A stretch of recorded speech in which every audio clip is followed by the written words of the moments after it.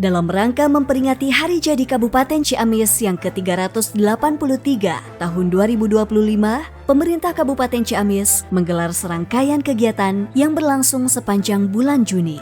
Rangkaian acara dimulai dengan tablik akbar pada Kamis 5 Juni 2025 di Masjid Agung Ciamis sebagai pembuka kegiatan yang bernuansa religius. Milang Kala Ciamis ke-383 juga dilaksanakan pada Minggu hingga Senin 8 hingga 9 Juni 2025 di dua lokasi utama, yaitu Pusat Budaya Karangkamulyan dan Rest Area Karangkamulyan. Pada Rabu 11 Juni 2025 dilangsungkan upacara peringatan Hari Jadi Kabupaten Ciamis di halaman pendopo Kabupaten Ciamis yang dilanjutkan dengan penyerahan penghargaan Satya Lencana Karya Satya SLKS bagi para PNS di lokasi yang sama. Tak hanya upacara dan pemberian penghargaan, Galuh Etnik Karnival yang di dalamnya menyuguhkan pertunjukan berbagai jenis kesenian dan budaya di Tatar Galuh hingga kabupaten kota tetangga ikut menyemarakan rangkaian Hari Jadi Ciamis ke-383. Pertunjukan seni budaya yang dipusatkan di halaman pendopo Bupati Ciamis itu juga menjadi daya tarik dan hiburan gratis bagi masyarakat umum.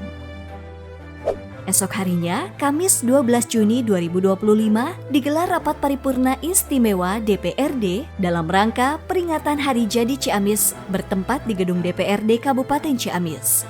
Kegiatan tersebut juga dihadiri langsung oleh Gubernur Jawa Barat Deddy Mulyadi yang tentunya menjadi magnet tersendiri karena kehadirannya banyak warga Ciamis yang memanfaatkan momen itu untuk bertemu dengan orang nomor 1 di Jabar tersebut. Sementara, sebagai bentuk penghormatan kepada para pendahulu, kegiatan ziarah ke makam leluhur digelar pada Jumat 13 Juni 2025 ke sejumlah lokasi bersejarah seperti Makam Ciwahangan hingga Astana Gede Kawali.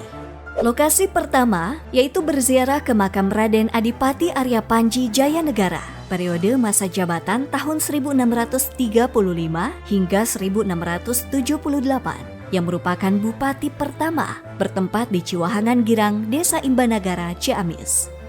Dilanjutkan ke lokasi kedua, ke makam Raden Tumenggung Wiradikusuma dengan masa jabatan dari tahun 1814 hingga tahun 1819 yang merupakan bupati ke-14 bertempat di makam Cigadung, Desa Imbanagara, Ciamis.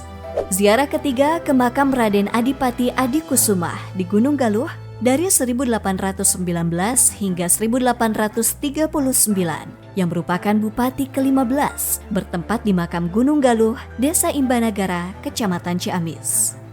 Rangkaian ziarah keempat yaitu ke makam Raden Adipati Kusuma Diningrat periode tahun 1839 hingga 1886 yang merupakan bupati ke-16 bertempat di makam Jambansari, Selagangga, Kecamatan Ciamis. Selanjutnya ziarah kelima ke makam Raden Adipati Arya Kusuma Subrata yang memimpin Ciamis dari tahun 1886 hingga 1914 yang merupakan bupati ke-17 bertempat di makam Sukasirna, Kecamatan Ciamis. Kemudian ziarah ke-6 di makam leluhur Adipati Singacala yang berlokasi di Astana Gede Kawali. Setiap ziarah diawali dengan pembacaan sejarah singkat, doa bersama, dan tabur bunga oleh Bupati Ciamis didampingi istri dan unsur Forkopimda beserta para istri. Seluruh rangkaian kegiatan ini menjadi momentum penting untuk memperkuat jati diri, persatuan, dan semangat membangun Kabupaten Ciamis yang lebih tertib, maju, dan berdaya saing.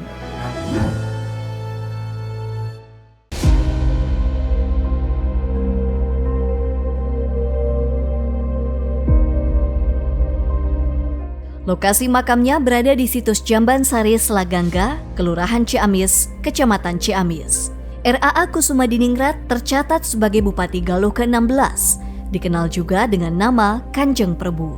RAA Kusuma Diningrat menjabat selama 47 tahun, dari 1839 hingga 1886. Dia juga berjasa dalam membebaskan rakyat Galuh dari tanam paksa pada masa kolonial. Selama menjabat, RAA Kusumadiningrat sangat memperhatikan pertanian serta membangun sejumlah saluran irigasi yang saat ini manfaatnya bisa dirasakan masyarakat. Selain itu, RAA Kusumadiningrat juga membangun sarana pemerintahan, mulai dari Masjid Agung, gedung pemerintahan yang kini kantor DPRD Ciamis, gedung loji, kantor pos, gedung kantor kawat atau Polres, dan gedung lainnya. Jasa yang paling penting dirasakan warga Ciamis saat ini adalah melobi pemerintah Belanda agar jalan kereta api masuk ke wilayah Ciamis, yang pada awalnya langsung dari Tasikmalaya ke wilayah Banjar. Pemerintah Belanda saat itu pun setuju dengan membangun jembatan Cirahong. Pesarian Raden Adipati Arya Kusumadiningrat, salah satu tokoh adipati atau bupati ke-16 dalam catatan. Beliau berkarya di zaman penjajahan Belanda, jadi beliau hidup di abad 18 atau 1800-an. Beliau lahir dari seorang ibunda yang bernama Raden Ayu Gilang Kancana, ayahandanya juga seorang adipati bernama Raden Adipati Adi Kusuma, dan beliau meneruskan generasi kepemimpinannya sebagai pemimpin yang bertahta di wilayah Kadipaten Galuh. Jadi beliau adalah regenerasi ke-16 dari Pangeran Haur Kuning, ketiga dari Galuh Garat Tengah, dari kakeknya sendiri yang bernama Tumenggung Wiradusman. Beliau lahir di Galuh Garat Tengah tahun 1814 dan beliau meniti karya atau menitis karirnya dari mulai usia 11 tahun. Beliau sudah dipercaya oleh ayahandanya sebagai asisten pribadi dan beliau terus menanjak meniti karirnya hingga di tahun 1828 beliau memegang tampuk pimpinan sebagai Panglima Galuh atau Jenderal tertinggi Panglima Pasukan Galuh dengan pangkat Tumenggung Yudanagara atau julukannya Tumenggung Yudanagara dengan pangkat Letnan Kolonel. Nah, beliau berkarya selama 47 tahun.